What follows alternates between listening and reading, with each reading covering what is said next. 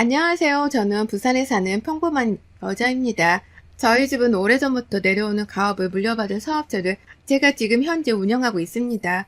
저희 부모님은 제가 어릴 때 일찍 돌아가셔서 저는 할머니, 할아버지의 사랑과 삼촌, 이모들의 사랑을 듬뿍 받고 자랐어요. 그래서인지 부모님의 부재가 많이 느껴지지 않을 만큼 참 많은 사랑을 받고 자랐는데요. 하지만 그래도 부모님의 부재는 컸고 저는 그러다 보니 좀 빨리 결혼해서 저의 가정을 꾸리고 싶더라고요. 그렇게 저는 3년 연애 끝에 결혼을 했고, 결혼한 상대자는 저와 오랫동안 모임에서 알고 지내던 3살 위의 오빠였어요. 듬직하고 성실한 모습에 반해 그렇게 우리는 연애를 했고, 친구들은 처음에는 너무 급하게 하지 말라 다른 사람들도 만나보라 했지만, 그때는 아빠 같은 다정함을 가진 남편에게 엄청 꿀리더군요. 제가 아빠가 없다 보니 저는 좀 듬직하고 또 엄마같이 잘 챙겨주는 사람이 이상형이었거든요. 하지만 결혼을 준비하면서 우리 집과 남편네 집이 많이 다르다는 인식을 받았어요.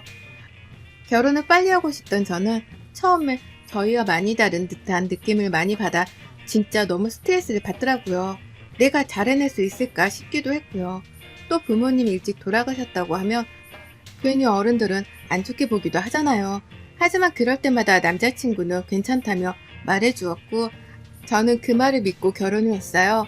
남편네보다는 저희 집 쪽이 가지고 있는 자산 등이 훨씬 더 많긴 했지만 할머니 할아버지도 그렇고 삼손이나 이모들도 너무 그렇게 이야기하지 말라고 하시더군요. 저는 처음엔 사실 좀 의아했죠. 남편인데 다 솔직해야 하는 거 아닌가 싶어서요.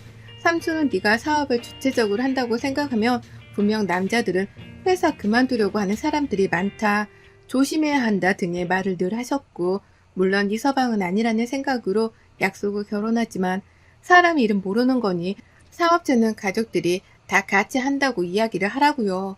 제가 가업인 사업체를 운영하는 건 삼촌이나 이모들은 가업을 물려받기를 원치 않으셨고 저는 늘 어렸을 때부터 봐오던 게 있어서 커가면 커갈수록 제가 해보고 싶은 생각이 강했어요. 그래서 일부러 대학교도 경영학과로 지원했고 지금은 그 사업체 규모가 커져서 생각보다 순수익이 굉장히 많은 편이에요. 물론 그 돈을 다 제가 갖는 건 아니고 할머니, 할아버지에게 거의 드리고 있는 편이에요. 다 저에게 다시 주시지만 제가 그렇게 큰 돈이 사실 필요하지도 않기도 하고 가족 돈이 제 돈이라 생각하는 사람이거든요. 근데 또 주변 시선은 그게 아니니 결혼할 때도 이러한 사실을 숨기고 하긴 했어요. 남자친구네 집은 그에 비해서 누나만 2명의 홀 시어머니거든요. 저희 집에서 조금 반대하기는 했지만 남편이 워낙 싹싹하고 또 저한테 너무 잘했기에 그 모습만 보고 허락해 주셨거든요. 그렇게 결혼을 하고 저희는 알콩달콩 신혼생활을 즐겼어요. 홀 시어머니의 누나도 2번이나 있다고 해서 사실 결혼을 망설였지만 결혼하고 나니 너무나 잘해주시기에 괜한 걱정을 했다고 생각하기도 했죠. 그렇게 결혼하고 첫 명절에 저는 제주도 여행을 계획했어요. 저희 집은 독실한 크리스찬 집안이라 제사를 지내지 않지만 물론 결혼을 하며 규에 맞게끔 해야 하기 때문에 미리 물어본 적이 많았어요.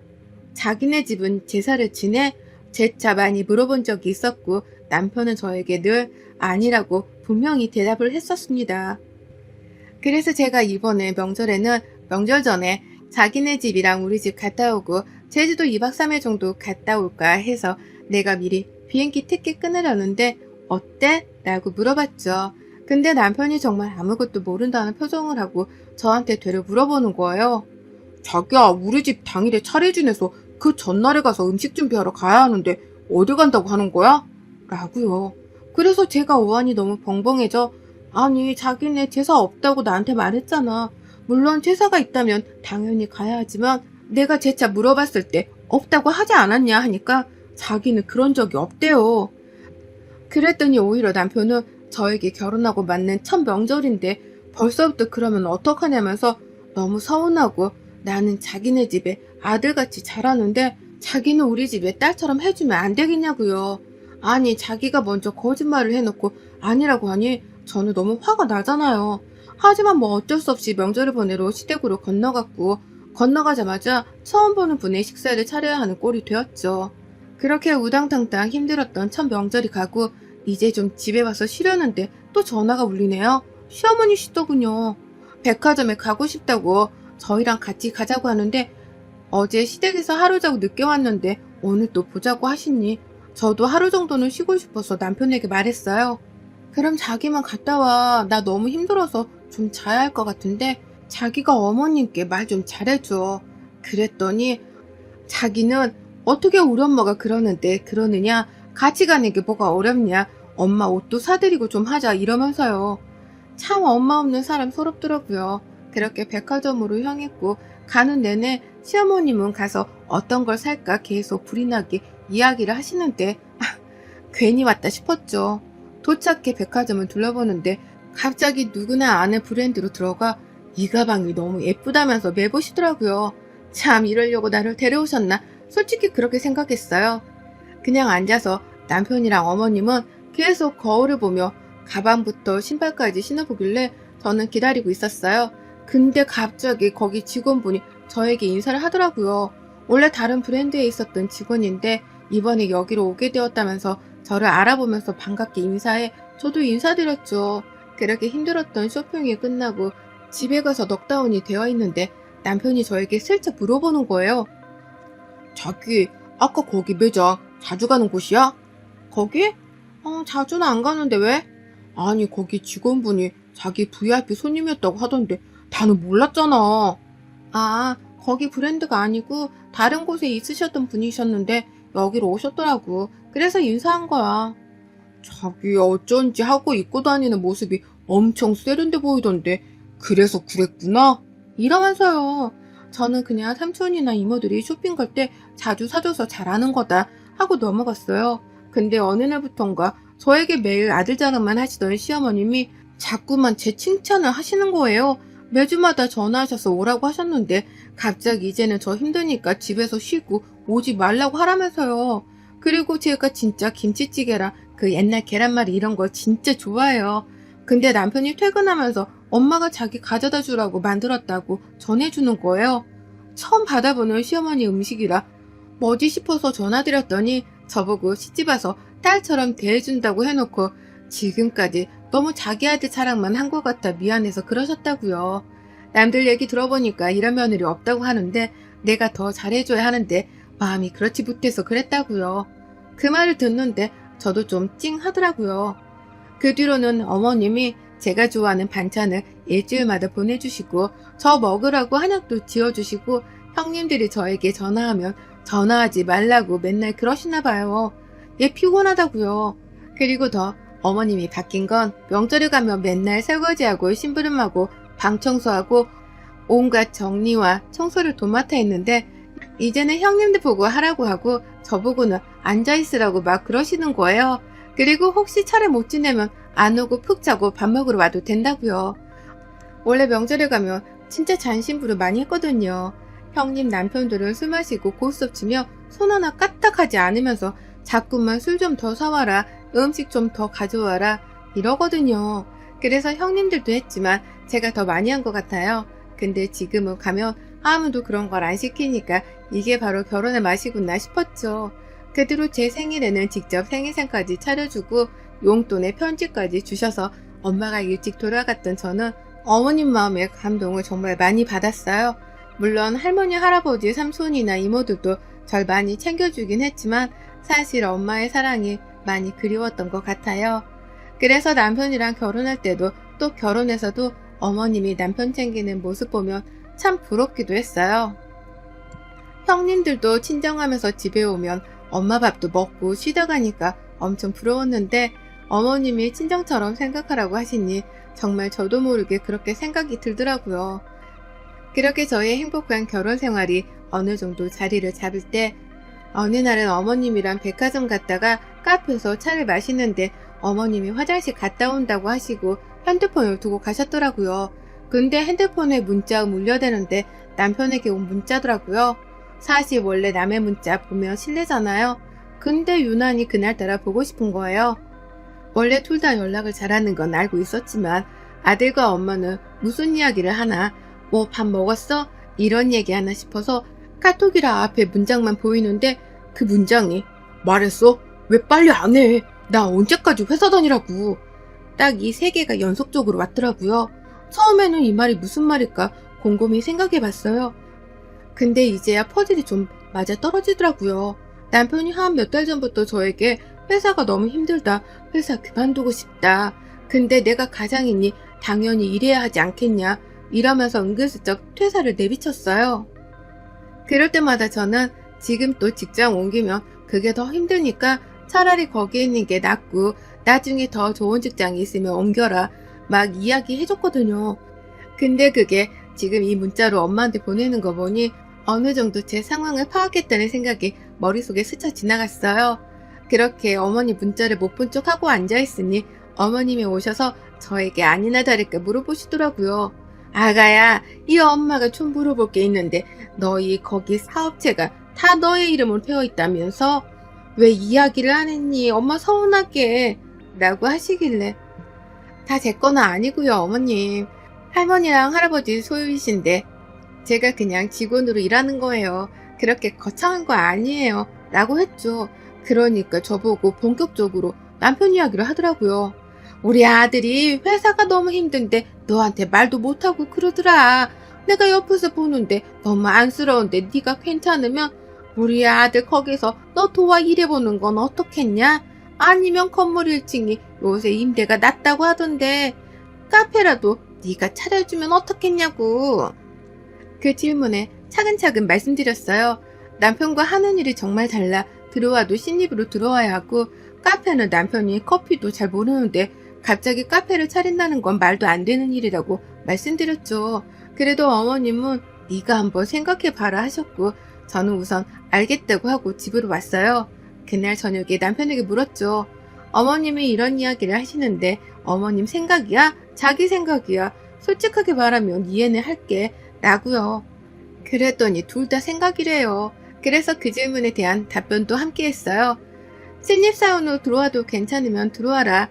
카페는 커피도 싫어하는데 어떻게 카페 사장이 될 수 있겠냐. 그건 아니다라고 딱 잘라 말했죠. 그 뒤로 어머님이랑 남편은 저에게 계속 이런 요구를 해왔고 자꾸만 가족을 들먹이면서 우리는 가족이지 않냐면서 하시는 거예요. 정말 내키지 않았지만 저희 사업자 하는 쪽 1층에 프랜차이즈 카페를 차려줬어요.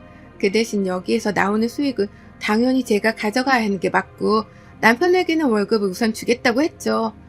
회사를 그만두니 좋은지 카페를 시작하고 나서는 정말 열심히 하더군요.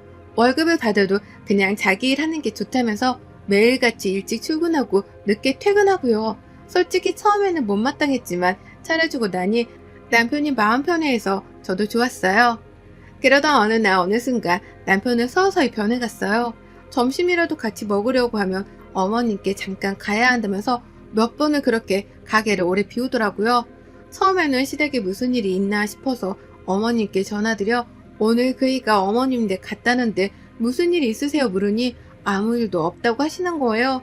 이게 무슨 일인가 싶어서 남편이 샤워하는 동안 핸드폰을 몰래 보니 정말 충격적인 상황이 아닐 수 없었어요. 남편은 여유가 생기니 딴짓을 하기 시작했고 비트코인 주식부터 시작해 랜덤 채팅 어플까지 깔아서 총각 행세를 하고 있더군요. 그것도 저에게 들킬까봐 핸드폰을 2개를 가지고 다니면서 했었고 제가 그 하나의 핸드폰에 찍힌 번호를 보니 핸드폰이 2개라는 걸 알았어요. 그야말로 정말 배신감이 차올라서 어떻게 할 수가 없었고 샤워하고 나오는 남편의 뺨을 정말 세게 한 3대를 연속으로 후려쳤어요. 남편은 어안이 벙벙해 저를 쳐다보고 있고 저는 핸드폰을 던져주며 이게 내가 너한테 최선을 다한 결과냐고 말했죠. 이 집도 내 거니 당장 짐 싸서 나가고 더 이상 카페도 출근하지 말라고요. 당신이 좋아하는 그 젊은 여자들과 도박이나 하고 살라고요. 그때부터 사태의 심각성을 알고 열심히 싹싹 빌더군요. 그러던 와중 어머님께서 집에 오셨고 이 모습을 보시고 저에게 아니 이게 무슨 일이냐면서 하시길래 자초지종을 다 설명해 드렸어요. 그랬더니 저에게 하신다는 말씀이 남자들은 한 번쯤 다 그런 쪽에 관심이 갔는데 왜 이렇게 빡빡하게 구냐고요. 딱 이렇게 말씀하셨죠. 이때부터 어머님의 본색이 드러났어요. 그 본색을 보니 저도 질릴 만큼 정이 떨어지더라고요. 그래서 저는 남편에게 카페도 더 이상 출근하지 말라고 했고 이 집에서 나가라고 했어요. 이 집도 저희 할머니 할아버지가 마련해 주신 거지 남편은 진짜 빤스 한 장만 가져온 거라고 생각하시면 된다. 저에게 맨날 돈 없다고 하시는 게 어머님 아니셨냐? 홀 시어머니의 누나 둘이나 딸렸는데 또 회사에 매일 혼나는 능력 없는 사람 이렇게 만들어줬더니 이제는 저에게 보따리 내놓으라고 하는 격이지 않냐. 용서할 수 없다라고 말하니 저에게 한 장의 종이를 건네주시더라고요. 그 종이에는 제가 그토록 숨기고 싶었던 비밀이 들어있었어요. 저도 결혼하고 나서 알게 된 거지만 저는 사실 거의 불임이라고 할 만큼의 자궁의 상태예요. 이 사실을 알고 남편에게 바로 말을 했고 아이를 정말 원한다면 나와 살기에는 어려울 거라는 걸 알고 있다고요. 근데 남편은 그때 우리 둘만 알자고 그냥 우리가 애기 없이 사는 거라고 이야기하면 된다고 너는 걱정하지 말라고 하면서 그렇게 건넸던 종이었거든요. 근데 그거를 시어머니가 가지고 있으시더라고요. 저보고 너네 집에 너 아이도 못 낳는 애라고 이야기해줄까? 그럼 얼마나 너희 할머니 할아버지가 속상해 하시겠니? 나는 너를 생각해서 아이를 못 낳아도 돈이라도 많으니 다행이다 싶어서 데리고 있어줬더니 적반하장도 유분수지 이런 식으로 우리 아들을 대해? 라면서 밀어붙이셨어요. 저는 아무 말도 할 수가 없었고 어머님이 시키는 대로 할 수밖에 없었어요. 어머님과 남편이 원하는 건 카페의 명의, 집 명의를 다 자기네들로 옮겨달라고 했고 저는 알겠다고 날이 밝으면 그렇게 하겠다라고 약속을 한 상태였어요. 저는 날이 밝자마자 카페 집 명의를 남편 이름으로 바꾸었고 남편은 그 뒤로 집에도 들어오지 않고 자기의 생활을 즐기더라고요. 어머님 역시 쇼핑 다니면서 물 쓰듯이 돈을 쓰고요. 그렇게 한 달이라는 시간이 흐르고 저는 제가 지금까지 준비했던 것들을 꺼냈어요. 집에서 남편 짐을 모조리 다 챙겨 시댁으로 보냈고 카페는 남편이 휴무인 날 모조리 싹 다 안에 있는 물품들을 다 빼고 정리했어요. 아마 그 멍청한 남편과 어머님은 하나는 알고 둘은 몰랐겠죠. 제가 더 위했다는 사실이요. 한 달 전에 저는 저의 약점을 잡고 협박을 하던 남편과 시어머니를 용서할 수 없었고 자기 명의로 해달라던 집과 카페는 실은 서류만 그렇게 작성해서 보여준 것뿐이고 실제로는 제 명의로 되어 있었어요. 한 달 동안이라는 시간을 둔 건 집도 팔고 카페도 좋은 비용에 넘기느라 시간이 좀 걸렸네요. 회사도 더 좋은 곳으로 이전하게 돼 그것도 준비하느라 그 정도의 시간이 필요하긴 했어요. 저는 실행을 했고 그 다음날 남편은 집부터 회사까지 전부 찾아다니느라 정신이 없더라고요. 근데 집은 어차피 제가 비밀번호 바꾸고 안에 짐까지 다 뺄 상태고 카페는 텅텅 비어져 있으니 저한테 전화 오고 삼촌이랑 이모들한테까지 전화를 해대더라고요. 나중에 알고 봤더니 지인 말로는 남편과 시어머니가 백화점에서 그 직원과 이야기를 하는 모습을 보고 그 직원에게 저에 대해서 얼마나 자주 왔고 또 혼자 왔는지 등등을 물어보았고 그 뒤부터 제 뒷조사를 하기 시작했대요. 삼촌 이모들 앞으로 하면 세금이 너무 많이 나와 제 앞으로 해서 거의 대다수가 제 명의로 되어 있었습니다. 그때부터 꿍꿍이를 가지고 저한테 잘해주신 거고요. 이제야 그 퍼즐이 들어맞더라고요. 저는 이때다 싶어 시어머니네로 출동했고 남편과 시어머니께 지금까지 저에게 받았던 모든 것들을 다 가져가겠다고 선언했어요. 네가 미쳤냐면서 날뛰던 남편과 시어머니지만 저는 가지고 온 굵은 소금을 꺼내 뿌리면서 아끼야 물러가라! 아끼야 물러가라! 이렇게 말했죠. 미친 건 제가 아니라 어머님과 아들이에요. 제가 그럼 당할 줄 아셨어요? 근데 어떡하죠? 지금 살고 있는 집도 제가 해드린 거라 아마 이틀 정도 있다가 이사 나가야 할 것 같은데요. 이혼소장이랑 변호사 선임해서 저의 가장 취약한 점으로 협박을 한 죄 녹음까지 다 되어 있어 지금 제출한 상태이고요. 아마 아드님 콩밥을 먹게 될 수도 있을 것 같아요. 변호사 선임 꼭 하셔서 나오세요.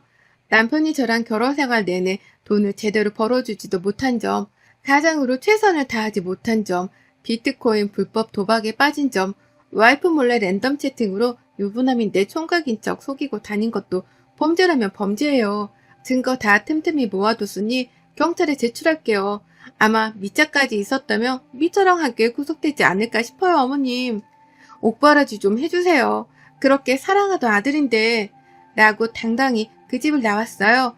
남편이 제 바지가랑이를 붙잡고 진짜 자기가 미친놈이라며 모에 홀렸다면서 빌고 또 비는데 너무 화가 나 비는 남편의 어깨를 제 발로 세게 쳤어요. 더러운 손으로 저 만지지 말라고요. 그렇게 이혼 소송을 했고 당연히 승소는 저희 쪽이었답니다. 위자료로 제가 요구한 금액을 받게 되었고 남편은 지금 또 다른 소송이 걸렸다고 하네요. 저는 깔끔하게 모든 걸 다 정리한 후 지금은 제주도에 한 달 살기로 와 있답니다. 들리는 소문은 전 시어머니와 남편이 갈 곳이 없어 자기 누나네 집에 얹혀 살고 있다고 해요. 제가 남편이 다녔던 회사부터 시작해 남편의 만행을 모든 지인들한테도 단톡으로 보냈거든요. 더 이상 자기를 도와줄 사람은 없을 거라고 아마 생각하지 않을까 싶네요. 엄마가 없던 나에게 가족이 되어줄 거라고 생각했던 시댁은 저의 큰 착각이었고 더 이상 그 착각 속에 살지 않기 위해 저는 이혼이라는 선택을 했습니다. 선택은 더 이상 후회하지 않으며 지금보다 더 나은 내일을 위해 살아가기를 바라고 있어요. 여러분들도 늘 행복한 일들만 가득하시길 바랍니다. 여러분의 생각은 댓글로 남겨주세요. 오늘도 시청해주셔서 정말 감사합니다.